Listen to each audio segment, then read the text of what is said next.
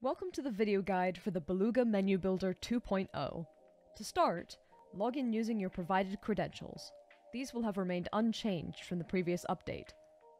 Once you land on this page, locate your restaurant by accessing the drop-down menu at the top left of your screen. Select the name of your restaurant. Once here, you have a range of options. You can change the logo and hero image of your restaurant by selecting Images under the Operations menu. Upload any JPEG or PNG file from your device, but if you decide to use a transparent PNG for the logo, keep in mind how it will look over the background you choose. For example, you wouldn't want a white text logo over a light hero image. Once uploaded, these are the images your customer will see at the top of your digital menu on the Beluga app. In the Hours section, you can input the opening and closing hours of your restaurant. Opening and closing hours for your restaurant are different to specific menu operation hours. A restaurant can still be open and not have a specific menu type active.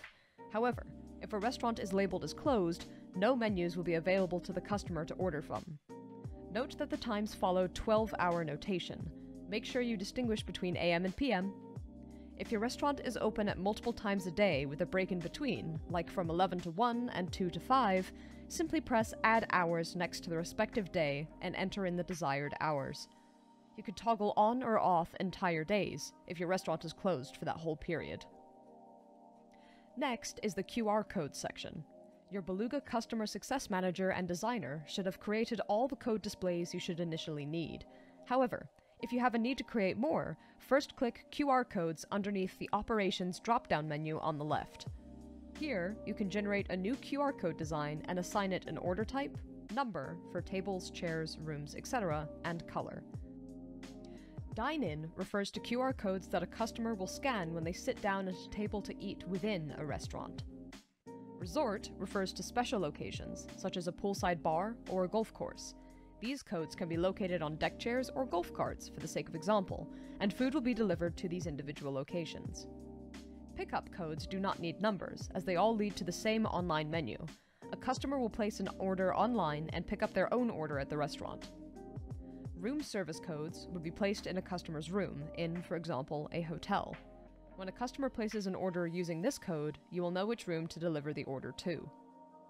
Delivery codes do not need numbers, as they all lead to the same online menu.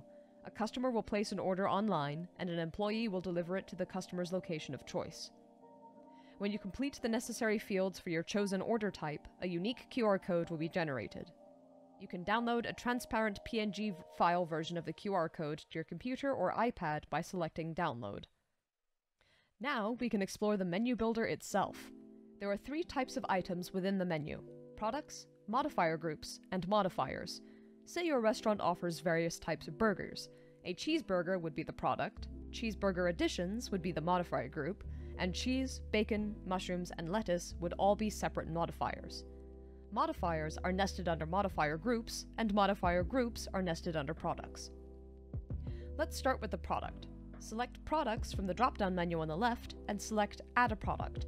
Here, you can change the product's name, price, description, accompanying image, and add any previously created modifier groups.